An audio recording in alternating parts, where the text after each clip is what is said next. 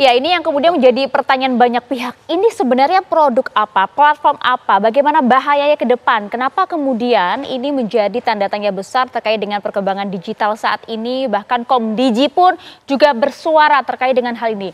Informasinya bahwa ini juga terjadi di sejumlah negara. Kita akan mengulas secara tuntas di dialog kali ini. Dan juga kemudian apakah hal ini berbahaya terkait dengan data keamanan, berdampak terhadap penipuan digital secara luas. Kami akan langsung menjawabnya untuk Anda bersama dengan sejumlah narasumber. Kami sudah hadir bersama dengan kami ada Mas Septa Dinata selaku sosiolog dari Universitas Paramadina. Selamat malam, Assalamualaikum. Selamat malam. Siap, terima kasih Mas Septa atas waktunya sudah bergabung bersama kami. Ini juga sudah hadir, ini salah satu orang yang juga turut hadir, kemudian dipindai juga retinanya. Ini merupakan ada Mas Sandi yang merupakan warga Bekasi, Jawa Barat. Betul ya Mas ya? Betul. Terima kasih sudah hadir. Nah, dan juga kita ingin minta kejelasan ya, pencerahan terkait dengan platform apa sebenarnya, seperti apa bahayanya. Sudah hadir bersama dengan kami ada Mas Abimanyu Wahyu Widajat, pakar telematika Abah. Assalamualaikum, selamat malam. Waalaikumsalam, selamat malam juga. Oke, sebelum ke Abah ya kan, kita coba akan cari tahu dulu mengapa kemudian banyak orang berbondong-bondong datang. Apakah hanya dengan iming-iming uang tersebut? Mas Sandi, pertama kali Anda mendengar hal ini dari mana? Dari driver-driver yang lain, Mbak. Karena kan saya pekerjaannya di jalan ya, sebagai pengantar paket. Dari mulut ke mulut. Saya lagi istirahat tuh, ada yang bilang, di sana lagi dibuka kantor tuh buat pencairan duit, tapi berbentuk aplikasi. Cuma daftar aplikasi aja. Nah, selebih dari situ saya datang ke sana. Dan dari yang di sana juga lagi ada yang ngantri, tapi saya belum buat atau belum download di Play Store-nya itu. Dikasih tahu suruh download di Play Store-nya, namanya Word App. Nah, saya download dan udah saya selesai pulang dari situ, saya ke rumah saya download. Saya lihat pengisiannya tuh cuma nomor telepon, nama, sama kita buat password aja. Selebih dari situ ya udah itu sudah terdaftar, kita sudah dapat verifikasi dan OTP-nya dari email tersebut yang saya daftarin di email. Jadi juga masukkan identitas di sana ya? Masukin identitas cuma nama sama nomor telepon. Oke, setelah itu sempat Anda kemudian kembali ke ruko tersebut untuk udah dipindai retinanya, Mas? Oh, setelah itu saya dari aplikasi tersebut melakukan ini saya Mbak, pendaftaran atau penjadwalan. Yang dijadwalin itu besok. Tapi saya datangnya itu besok juga udah saya jadwalin datang dengan besok. Kantornya yang ada di Jalan Raya Narogong. Kantornya di situ. Emang sebelumnya saya datangnya ke situ. Saya datang ke situ, saya sudah dapat penjadwalan. Lah ya, gitu ya. Penjadwalan saya datang pagi itu, saya datang di jam 9. Saya datang di jam 9. Diarahin sama petugas. Ada petugas di sana. Sekitar 5 sampai 6 orang petugas sana. Nah, saya kan udah dapat penjadwalan, itu ada sistem barcode, Mbak. Sistem barcode itu yang harus di-scan dari si petugasnya tersebut. Melalui aplikasi tadi? Aplikasi yang saya buat itu. Setelah itu? Setelah itu datang masuk ke kantornya itu, kita nonton TV. Nonton itu ada cuplikan video yang menjelaskan kalau Word App ini seperti ini gitu. Nah, diarahin ke situ, setelah diarahin nonton tersebut, kita baru diarahin ke tempat yang di-scan-nya itu. Yang ada kamera besar gitu, kita harus diri ngadep ke kamera. Setelah situ di aplikasi juga tertulis sukses kan, karena sudah di-scan itu. Habis itu kita diarahin ke yang bagian terakhirnya penjelasan bahwa kalau ini dapat uang sekitar nominal 700 sampai 800, tapi cairnya itu dia bertahap, nggak langsung 1 bulan yang sekarang Masnya daftar. Kalau Anda berapa kali tahapan pencairan? Saya udah 2 kali. Oke, jadi total yang diterima sudah? Saya sudah nyampe 250. Sudah 50.000. Nah, pada saat penjelasan itu dijelaskan tidak apa ini fungsinya, kemudian akan digunakan untuk apa? Kalau dijelaskannya cuman perihal data kita tuh aman. Oke. Data kita aman dan data bapak atau ibu yang di sini tuh ada di aplikasi tersebut. Datanya tuh adanya di aplikasi tersebut dan tidak disalahgunakan, kurang lebih seperti itu bahasanya. Ya udah setelah itu pulang. Oke. Pada saat disampaikan seperti itu kan hanya omongan semata. Ini yang ngomong juga Mas Sandi nggak kenal orangnya gitu ya. Percaya, Mas? Pada saat itu percaya. Kenapa? Nggak ada pikiran bakal salah digunakan atau apa sih Mbak pada saat itu. Tanpa kekhawatiran apapun? Nggak ada. Oh, Karena menurut saya ini cuma daftar aplikasi, datang, scan, kita tanpa harus ngeluarin modal apa-apa, kita udah dapat duit. Itu. Oke, terus kan kemudian ramai itu ya berita tersebar di media sosial, di sebuah televisi juga udah mengangkat hal ini. Nah, sempat kemudian, wah ini yang saya pernah ikut nih ya. Langsung cari tahu nggak soal World ID ini seperti apa, bahayanya apa? World ID-nya saya nggak cari tahu dia dari perusahaan manakah atau apa, saya nggak cari tahu, cuman bahaya di scan-nya itu aja. Kan ada yang bilang juga scan-nya scan retina ya Mbak. Dan itu tuh scan retina itu yang privacy, privacy kan. Dan di beberapa negara juga ada yang dilarang. Itu sih yang saya tahu sampai situ aja. Nah, setelah itu udah mulai dak-dikduk nggak? Ada rasa khawatir, tapi ya udah terjadi. Nah gitu. Dan nggak sempat cari tahu juga ke kantor lagi nggak ya? Nggak. Sampai di sana. Karena emang kantornya udah tutup. Oh, oke. Sempet cek berarti? Sempet cek. Oh. Karena kan saya di jalan dapat antaran tuh lewat kantor itu ya tutup. Sudah tutup. Oke, Abah mungkin bisa kasih penjelasan dan juga pencerahan. Ini sebenarnya platform apa dan adakah bahaya ke depannya, Abah? Oke, kita kalau bicara yang di-scan adalah mata. Yes. Ya, itu aja udah ada dua.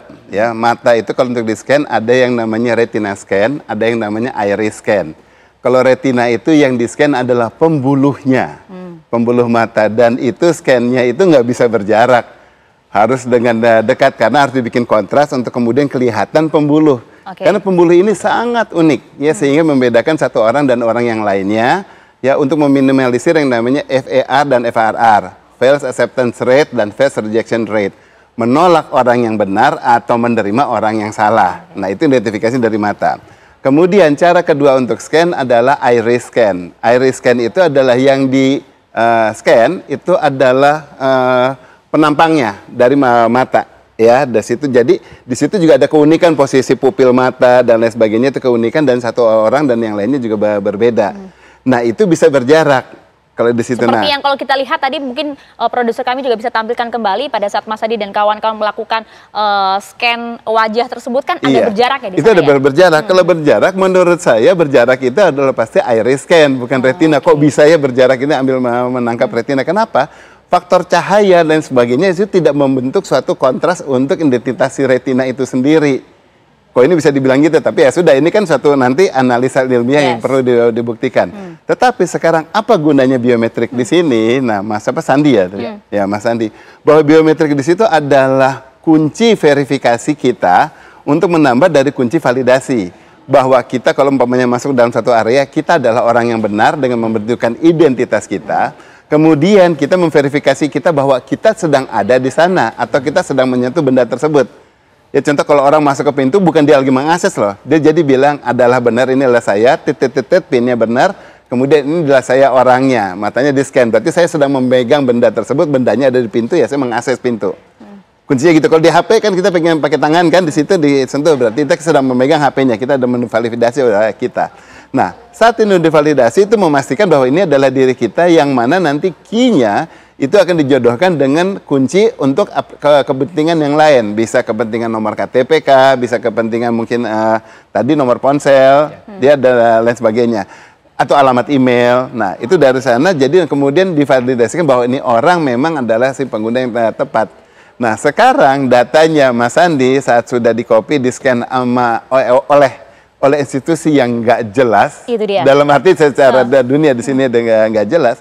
Berarti data Mas Andi sekarang sudah mendunia, tapi di dunia gelap. Maaf ya, mendunianya bukan akan jadi terkenal. Berarti sekarang kalau data ini diperjualbelikan, tidak ada yang bisa bertanggung jawab. Itu dia Mas, artinya kan data banyak orang ini kemudian sudah dimiliki oleh sebuah perusahaan yang kita nggak tahu kejelasannya seperti apa. Bahaya apa yang mengancam mereka?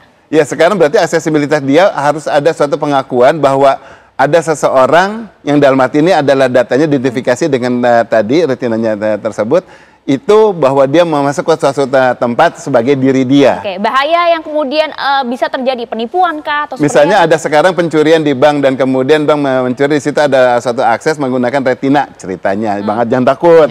Nah, maaf ya, ceritanya di situ bahwa sekarang retina tersebut adalah menggunakan informasi yang ada yang dimiliki identik dengan punyanya Mas Andi. berarti langsung Mas Sandi dianggap sebagai orang yang akses ke sana. Padahal dia tidak pernah ke sana. Padahal dia nggak ke sana ataupun misalnya tidak terlihat pada CCTV. Wow. Kan sekarang orang harusnya perlu memvalidasi mengenai aksesibilitas orang dari lokasi ponsel, GPS-nya, kemudian CCTV, bahwa Sandi benar-benar ada lokasi tersebut dan kemudian mengakses. Tapi kalau data referensi tersebut dihilangkan, ceritanya dianggap, oh itu tidak bisa diakses, hanya bahwa orang yang masuk ke sini adalah Mas Sandi. Ya mau nggak mau harus mengakui karena data itu dimiliki. Ngeri sekali, ini bahaya loh ini. Mau tahu yang lebih ngeri nggak? Maaf, jangan nakutin juga ya Mas Sandi. Kita buka saja ya fakta terburuk ya gitu Mas Sandi ya. Retina iris nggak bisa diubah. Beda dengan password dan lain sebagainya. Hari ini kita bisa kodenya ABC. Besok saya bikin CBA, selesai. Besok saya bikin DEF, lalu saya bikin lagi DEF1, selesai, berbeda. Tapi kalau biometrikal, ya sidik jari, palm, face recognition semuanya, itu adalah identik melekat pada diri kita. Jadi di retina sini nggak mungkin Mas Andi kecuali ganti mata, kan nggak mungkin. Oke, artinya kalau kemudian once atau sekali orang sudah melakukan scan retina atau iris ini sudah diri kita sudah dimiliki oleh orang lain, begitu? Gini, diri kita sudah identifikasi secara digital, gitu. Kan saya bilang kalau dimiliki orang lain karena pemilik data itu kan. Ya. Nah, pemilik data ini kan nanti dia bisa mengcopy, dia menjual kemana-mana. Nah, dijual kan selalu bukan berarti dijual di sini hilang, di sana ada. Dijual itu adalah salinannya di copy. Ini tetap punya masternya, dia bisa pasarkan lagi kemana-mana data ini gitu. Nah, tinggal sekarang penggunaan ini untuk keperluan apa ya namanya? Kalau orang untuk keperluan yang positif, bisa saja berarti tidak diapa-apakan. Tetapi kalau sudah untuk disalahgunakan, yang ini juga tidak bisa bertanggung jawab. Karena data ini dipakai siapa-siapapun. Itu dia, bahkan bisa digunakan oleh banyak pihak dengan kita nggak tahu itu digunakan dalam konteks positif atau negatif. Sekarang ini adalah platform atau perusahaan apa? Anda memiliki data nggak soal ini? Nah, dia kan kalau WorldCoin di situ adalah cryptocurrency. Ya kan penciptanya adalah Sam Altman yang punya OpenAI. Anakannya dari OpenAI adalah salah satu yang orang kenal adalah ChatGPT. Ya, dan kemudian dia join dengan Alex Blanian. Alex Blanian di sini adalah yang pemilik Tools of Humanity. Ya kan, nah di sini tentu pasti ada satu pertemuan, ada suatu figur aja pertemuan di sini di mana kemudian untuk mencari suatu identitas, untuk mencari suatu gimmick ya untuk menggedekan di sini. Kalau sekarang si WorldCoin-nya menjual hanya produk biasa-biasa saja, barang di sini, umpamanya dia bilang, oh dia menjual minuman air. Yang nggak suka air nggak akan beli. Atau dia menjual pistol, yang nggak suka pistol atau takut sama pistol nggak akan beli. Tetapi kalau dia bilang ini nggak menjual apa-apa, tinggal mengidentifikasi, selesai. Siapapun akan minat. Mengidentifikasi mata dapatnya 800, itu dia. Which is dicicil gitu ya, baru sekarang baru 200. Malah menjadi pertanyaan ya, mengapa kemudian orang, perusahaan ini rela membayar orang sebegitu mahal?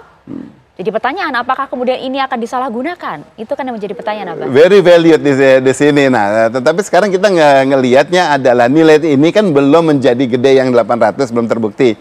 Baru imingnya 800, yang terbukti baru 200. Sekarang udah ditutup, kalau kita mau menuntut lagi, menuntut bayar sisanya lah. Saya udah ditutup, perusahaan saya udah nggak bisa jalan, ya sudah 200 itu yang selesai. Dia pun tidak bisa menyatakan bahwa dia berhutang. Nah, itu dia. Berhutang ini kami juga tayangkan di layar kaca Anda, pemirsa, bahaya memberikan data biometrik termasuk iris maupun retina mata. Itu data bisa kemudian digunakan untuk menyamar sebagai seseorang tanpa orang itu kemudian harus hadir secara fisik, mengakses informasi rahasia seseorang, dapat kemudian juga menyebabkan kerusakan fisik, dan bahkan juga data bisa diperjualbelikan. Nah, kalau menyebabkan kerusakan fisik ini apa maksudnya, Abah? Kerusakan fisik adalah bahwa diri kita ya di sini umpamanya sangat rusak, kita mengalami kayak suatu kecelakaan ya, kemudian sudah tidak bisa dikenali lagi, yang tersisa tinggal mata. Nah, kita bisa mengidentifikasi orang tersebut adalah dari matanya. Oke? Ya, karena sudah ada identifikasi matanya jelas. Nah, jadi sekarang kalau ada badan rusak, tinggal kita ambil di situ, di scan, dibilang ini matanya. Padahal mata tersebut adalah sebetulnya hanya suatu datanya seperti mata dia. Dianggap seakan-akan, wah si X ini sudah meninggal, sudah nggak ada karena ada matanya di situ. Padahal belum tentu tidak. Oke, menarik. Gitu. Mungkin sampai di sana dulu. Tapi kita kan kemudian kaget juga kemarin pada saat melihat tidak hanya 1-2 orang, bahkan berbondong-bondong banyak sekali kemudian orang yang datang untuk bahkan bisa apa kita sebut ya, memberikan identitas diri, iris, retina matanya demi mendapatkan uang. Ini fenomena apa ini Anda melihat, Mas?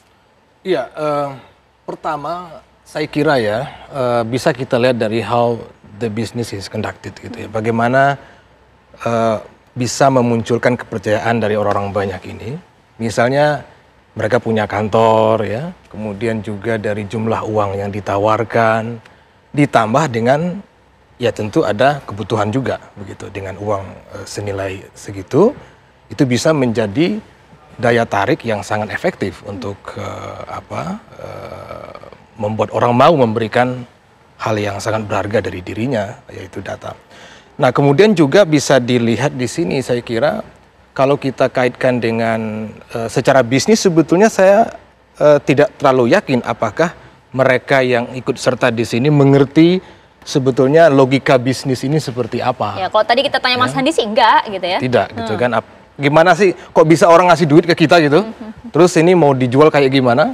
Nah, memang ini model bisnisnya jauh lebih sophisticated gitu ya. Jadi tidak lepas dari bisnis global, ya kekuatan global nanti masuk ke politik dan segala macam. Tapi orang semudah itu memang Mas, kemudian untuk hanya dengan iming-iming uang berapa ratus ribu rupiah, kemudian tanpa memikirkan ini uang berasal dari mana, apa bahayanya, memang seperti itu yang terjadi? Ya, kalau kita lihat dari struktur kebutuhan manusia ya, artinya kalau dia butuh uang dengan hal yang mungkin dia tidak juga terlalu mengerti, ini kan terkait dengan digital literacy dan segala macam, dampaknya seperti apa, saya kira orang sangat logik mau memberikan data seperti itu. Ya, saya kira itu alasan yang paling logis kenapa ini bisa terjadi. Oke, iya. Dan kemudian saat ini perusahaan tersebut atau kantor tersebut juga sudah ditutup, namun menjadi pertanyaan besar. Bahkan Komdiji pun juga sudah bersuara. Kita coba dalami hal ini kembali bersama dengan kami di Apa Kabar Indonesia Malam sesaat lagi untuk Anda. Nah, kalau tadi paling tidak kita sudah mengupas sedikit apa bahaya dari kemudian scan retina ini, namun kita masih punya banyak pertanyaan. Mengapa masyarakat bisa berbondong-bondong mau begitu ya menggadaikan identitas diri mereka kepada suatu perusahaan yang nggak tahu kejelasannya. Kita coba ajak Anda untuk berbincang bersama dengan sejumlah warga. Sudah ada dengan sejumlah warga tersebut, ada rekan kami, ada Virgi Dinas langsung dari Bekasi, Jawa Barat. Virgi. Ya, selamat malam Maria dan juga pemirsa. Benar sekali isu belakangan viral mengenai World App Application dengan biometrik retina atau rekam mata yang viral baru-baru ini. Masyarakat cukup tergiur dengan tawaran crypto coin yang dihasilkan dari rekam ini sebesar Rp800.000 hingga Rp1.000.000. Pemerintah telah memblokir aplikasi ini dengan alasan keamanan privasi data. Saya akan mengajak Anda untuk bertanya langsung kepada masyarakat mengenai pro dan kontra terkait dengan pemblokiran dari aplikasi World App ini. Halo, selamat malam Mas. Nah, Mas, ini lagi pada ngapain nih? Lagi ngumpul-ngumpul aja sih. Iya, ngumpul-ngumpul aja, Kak. Lagi ngumpul-ngumpul aja. Nih Mas, udah dengar belum tentang isu-isu baru-baru ini pemblokiran dari aplikasi World App biometrik rekam mata yang menghasilkan uang kripto sebesar Rp800.000? Udah pasti dong. Udah dong, Kak. Udah. Nah, kira-kira Masnya pro atau kontra nih? Saya tanya dulu deh ke Mas yang ini nih.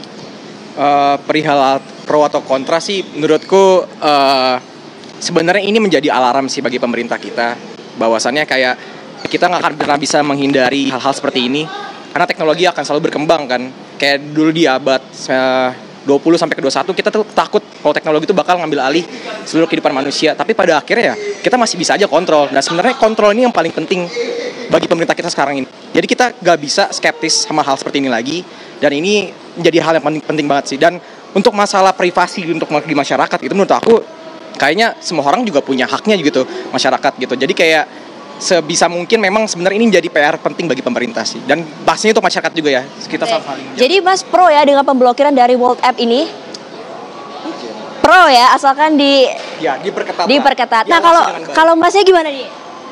Kalau dari saya sendiri untuk penggunaan aplikasi World App ini saya nggak terlalu ngelihat ya harus dilarang atau nggak gimana, karena dasarnya menurut saya emang hal itu tuh butuh edukasi yang lebih gitu. Tetapi bentuk pelarangan tuh juga bentuk kontrol terhadap privasi ini dan untuk belajar lebih tentang hal ini gitu loh. Ya dari bentuk teknologi itu mungkin ada potensial threat-nya, mungkin ada potensial harm-nya. Dari dua hal itu ya bentuknya untuk belajar, untuk proses lebih, dan menurut saya sendiri itu mungkin lebih baik Kalau kita lebih edukasi aja gitu. Oke, Mas, terima kasih banyak. Keren, semoga malamnya menyenangkan ya. Selamat beraktivitas. Nah, pemirsa, itulah dia pro dan kontra yang ada di masyarakat terkait inovasi World AI diciptakan oleh CEO Sam Altman selaku pencipta CEO ChatGPT. Jika masyarakat Indonesia percaya dengan adanya ChatGPT, bagaimana masa Indonesia nantinya menerima inovasi teknologi canggih dari proyek mega dunia World AI ini? Sekian, kembali ke Anda, Maria. Baik, terima kasih Virgi melaporkan langsung dari Jakarta. Terima kasih. Tadi kalau kita dengar gitu ya, yang kemudian beberapa orang yang diwawancari oleh Virgi rekan kami, mereka lebih kepada literasi yang harus kemudian dikuatkan agar masyarakat juga paham apa bahaya dari setiap inovasi maupun juga kreativitas yang dilakukan oleh masyarakat gitu. Tapi begini Mas Septa, kalau kita lihat nampaknya masyarakat kan nggak banyak yang tahu ya untuk kemudian mau mencari tahu hal-hal semacam ini gitu. Jadi apa yang kemudian harus dilakukan sih oleh pemerintah saat ini? Ya, penguatan literasi digital tetap masih sangat relevan untuk ini ya. Kemudian juga saya kira memang kita perlu melakukan pengayaan konten. Jadi kalau kita lihat itu kan, kalau kita surfing di internet itu kan antara konten yang berbahasa kita ini dengan bahasa Inggris itu jauh beda kualitasnya. Itu artinya pengayaan konten itu belum terjadi maksimal. Sehingga orang untuk medium, untuk belajar segala macam itu masih sangat kurang. Saya kira artinya pemahaman itu tetap menjadi sesuatu yang pokok dan kritisisme. Kritisisme itu yang selama ini mungkin dalam sistem pendidikan kita itu tuh juga bukan hal yang utama. Gitu. Kita lebih mengedepankan menghafal segala macam, sehingga kalau ada hal-hal yang seperti ini kita itu bukan mengedepankan kritisisme dulu begitu ya, apa itu. Nah, itu saya kira yang paling penting. Nah, tapi saya sebetulnya ingin menyampaikan, kalau tadi kan saya bicara mikrososiologinya, bagaimana ini berdampak secara individual ya. Kalau kita umpamakan, sebetulnya kita ini ibarat big wave itu, gelombang besar. Indonesia ini kan derivatif yang paling ujung gitu ya, terdampak dari ada gelombang besar yang sedang berubah di dunia ini. Kalau kita rujuk lagi ke belakang, sebetulnya pertanyaan besarnya adalah tatanan dunia sebetulnya. Gelombang apa maksudnya, Mas? Gelombang perubahan politik global, bisnis global, yang kemudian berdampak ke kita ya. Kalau dulu kita bicara Westphalian Agreement, negara bangsa, kemudian beranjak ke perang dunia, perang dingin, muncullah rezim-rezim internasional. Nah, belakangan muncul yang namanya raksasa-raksasa teknologi. Oke, ya. Artinya masyarakat kita harus siap. Gitu? Harus siap, dan ini ada dua sebetulnya yang sedang berlaga katakanlah ya. Pertama, memang kelompok yang termasuk World ID ini, itu bagian dari logiknya adalah bagian dari upaya untuk menjaga dominasi Amerika sebetulnya kalau kita sederhanakan ya. Kalau kita lihat ke kripto sebetulnya kan blockchain-nya itu mungkin Abah lebih paham secara IT-nya ya. Itu sebenarnya semangatnya justru ingin menghajar dominasi global yang timpang selama ini, yang didominasi oleh sederhananya adalah Global North, itu Barat, ya, itu sekutunya. Nah, kemudian muncul, yang aneh, yang kontradiktif dari World ID ini, di satu sisi dia menunggangi model kripto ini. Kan sebelumnya ada World Coin, kalau tidak salah ya, Abah ya. Nah, kemudian World Coin ini tidak lengkap kalau tidak ada yang namanya World ID. Ini ibarat, ini sederhananya begini. Kita kan selama ini keuangan domestik ini ya, kita di bank misalnya, di bank itu adalah kita setarakan dengan World Coin-nya. Nah, kalau di bank kan kita butuh identitas kan, butuh KTP, butuh ini segala macam.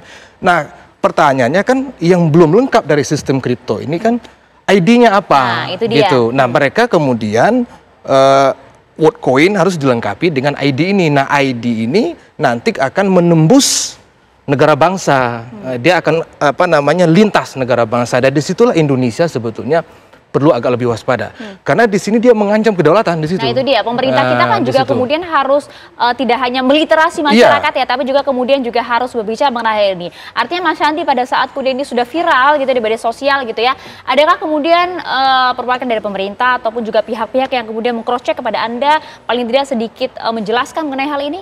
Nggak ada. Sama sekali ya? Sama sekali nggak ada. Oke, setelah kemudian kita udah bahas ini ya, kita tadi udah bahas bahayanya seperti apa, kemudian bahkan tadi sampaikan bahwa ini sudah ada hubungannya dengan politik dan juga bisnis dunia gitu ya. Mengkhawatirkan atau bagaimana Mas kalau menurut Anda? Ada sisi mengkhawatirkan buat saya. Ah. Tapi yang sudah terjadi Mbak gitu ya. Ya kita jalanin aja gitu. Karena kan sudah terjadi gitu, sudah di-scan dan sudah mencairan juga segala macam dan akhirnya sekarang viral. Viralnya itu karena bahaya privasinya, takut diperjualbelikan, takut disalahgunakan dan dipakainya dengan hal yang negatif. Oke, nyesel kah? Kalau dibilang nyesel sih enggak ya Mbak. Enggak Mas. Enggak nyesel. Kenapa? Karena dapat duit. Iya, bisa dibilang karena dapat duit. Ya, tapi memang masyarakat kita seperti ini ya Mas Septa ya? Ya, kalau dilihat dari, ya kalau kita bicara bahaya langsung, sebetulnya kan belum Singkat ada, ya, yang terdampak langsung kan nggak ada, sebetulnya kan, artinya tidak direct sebetulnya ininya. Jadi ya perspektif awam ya bisa begitu, artinya ya gua dapat duit kok, bahaya langsungnya juga Kita nggak pernah belum rasakan, terasa kok, gitu gitu ya. kan? Ya itu, ya dalam dengan keterbatasan Oke. literasi saya kira ya wajar-wajar aja. Wajar-wajar ya seperti itu. Abah, jadi sebenarnya ini akan digunakan untuk apa sih? Kita masih belum tahu, ini kita berhadapan dengan apa sebenarnya? Dari sejak pertama ini tampil dan kemudian saya melihat alatnya, melihat aktivitasnya semua, kita yang lihat sekarang dulu suatu iming-imingnya. Kan iming-imingnya dipermudah ya. Yes. Berarti ini diharapkan banyak orang yang mau menggunakan. Dan ternyata tadi bukan hanya tadi dibilang nomor ponsel dan nama aja, dan nomor telepon tadi. Ternyata ada alamat email. Tadi waktu offline di situ saya cek sama Sandi ya, ada alamat email. Ini suatu identitas digitalnya yang sudah ada di sini dipegang. Sekarang kemudian apa yang digunakan? Saya bilang bahwa dalam hal teknologi digital yang namanya nangkap retina itu tidak mungkin. Saya bilang kan tadi gitu kan, ini harusnya hanya iris, tidak mungkin retina. Dan sudah berapa hari analisa saja ini, tapi maaf jadi gemeter kalau ini yang saya ngeri adalah ternyata yang sedang dibisniskan Merinding adalah loh, bener loh. bener merinding ya, karena orbsnya. Dia sedang menganalisa orbsnya ini untuk dijual kepada institusi, kepada lembaga manapun, bahwa alat ini sekarang cukup dengan berjarak dari mata tanpa perlu menempel retina, sudah bisa menangkap retina. Kalau ternyata memang benar ya. Wow. Bayangkan sekarang semua aksesibilitas, bahkan ke tempat-tempat yang restriktif, itu memerlukan akses retina yang saya bilang tadi. False acceptance rate-nya dan false rejection rate-nya paling baik di antara pemindaian biometrik lainnya. Kalau ini sekarang, tuh merinding terus saya benar-benar kelihatan ya. Kalau alat ini sekarang akhirnya dianggap sukses, kenapa saya bilang sukses? Bayangkan, ada orang Hong Kong, ada orang Timur Tengah, ada orang dari Karibian, ada termasuk orang dari Afrika, orang Eropa, orang Indonesia, Asia, semuanya dari orang Jepang. Ini dia lagi memindai, menguji semuanya kesahihan alat ini. Kalau memang sudah bagus, sekarang kemudian alat ini nanti bisa diperjualbelikan sama mereka. Yuk kalau lagi mau ngincar orang siapa apa segala, nggak perlu lagi dari dekat-dekat, cukup taruh di lift aja, lift gadungan, tempel, nanti si orang ini kalau lagi dia membaca, langsung retinanya udah dapat, berikutnya nanti mengakses digital di tempat-tempat yang intelijen atau tempat-tempat yang confidential, ya maka Anda bisa menggunakan data ini untuk masuk.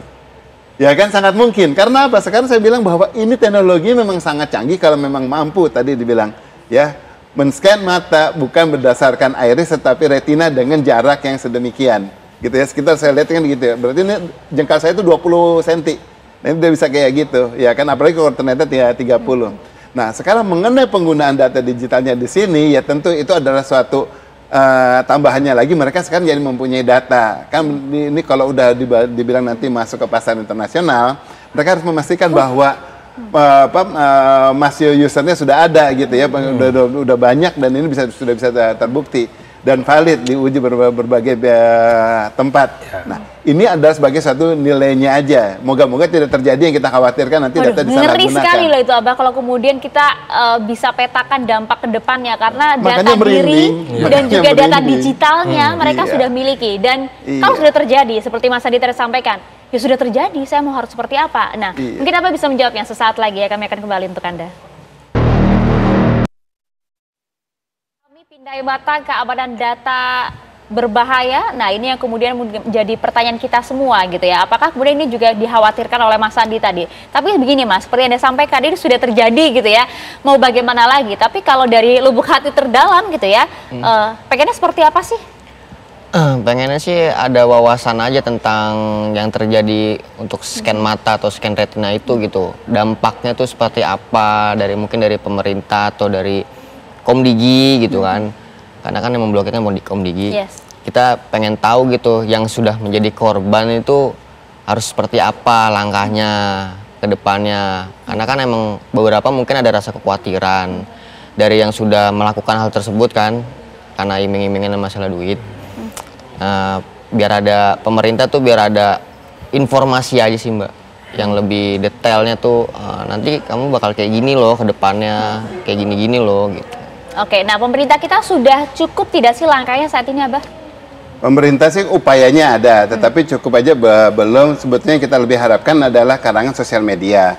Ya, sekarang kita bicara di TikTok itu kedua terbesar di dunia. Kemudian kita juga ada di YouTube dan lain sebagainya. Saya menghimbau aja ya boleh ya. Jadi masyarakat kita sosial media, tolong untuk kasus-kasus yang seperti ini jangan sampaikan kehebohannya, jangan sampaikan bahwa bagaimana itu sekarang orang banyak terhebohkan dengan isunya ini, tetapi justru memberikan solusi mengenai bahayanya. Sudah saya utarakan tadi bahayanya seperti apa. Mari kita orang yang lebih mengerti, kalangan intelektual, bantu orang-orang seperti Mas Andi di sini untuk bisa lebih mengerti. Di luar sana masih banyak yang nggak ngerti.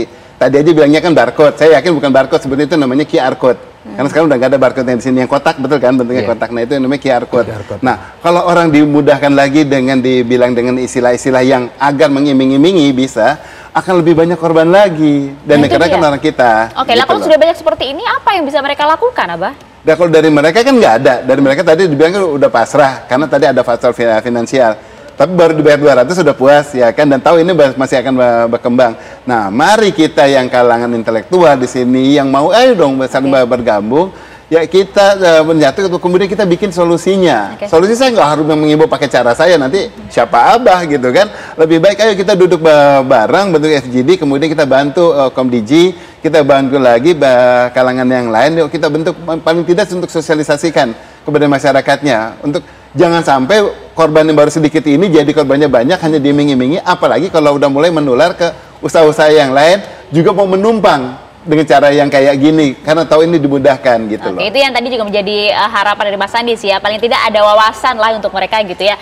Tapi paling tidak, World App ini sebenarnya singkat saja Abah, bisa dipercaya nggak sih? Kalau saya bilang nggak bisa dipercaya. Karena gini, sekarang saat dia mendaftarkan ke kita aja dengan PSE data yang orang lain, berarti udah nggak benar. Semua yang bisa dipercaya pasti akan memberikan data realnya, tidak mungkin hanya data gadungan, apalagi menggunakan data orang lain. Yang satu. Ya, kedua, apa yang dia sampaikan tidak spesifik untuk dijelaskan mengenai untuk apa data ini. Ya, yang ketiga kita tahu dia semuanya adalah dari dunia artificial intelligence yang bisa kembangannya sampai kemana-mana. Itu tidak pernah dikomunikasikan. Bahkan di literasinya OpenAI juga tidak jelaskan. Oke, artinya kalau yang sudah kemudian memberikan scan retina mereka, bisa apa mereka? Nggak bisa apa-apa ya, datanya sudah ada kan, itu data identitas ya, biometrikal udah nempel di kan. Nggak mungkin saya anjurkan Mas Andi ganti matanya udah bagus. Ya, kasihan dia di situ kita. Ya, jadi sebetulnya yang perlu kita sadari secara sosial ya, jadi digital ini sudah menjadi bagian yang tak terpisahkan dari kehidupan kita. Jadi ke depan kita akan menyaksikan perubahan itu cepat ya, banyak ya. Nah kalau kita tidak mau menjadi korban segala macam, memang mau tidak ada pilihan lain, kita harus belajar terus-menerus, memperkaya pengetahuan kita, dan gunakan itu perangkat yang kita punya itu bukan hanya untuk sekedar asik-asik saja. Ya. Jadi internet itu ya belahan ininya banyak, untuk media belajar segala macam, plus minusnya itulah yang harus dimaksimalkan sehingga kita terhindar dari potensi-potensi kejahatan. Semoga kemudian pemerintah juga kemudian memberikan kejelasan terkait dengan hal ini dan juga dampak serta mitigasi agar hal-hal yang tidak diinginkan tidak terjadi. Terima kasih banyak Abah, terima kasih Mas Andi, Mas Septa atas waktunya bersama dengan kami. Vena.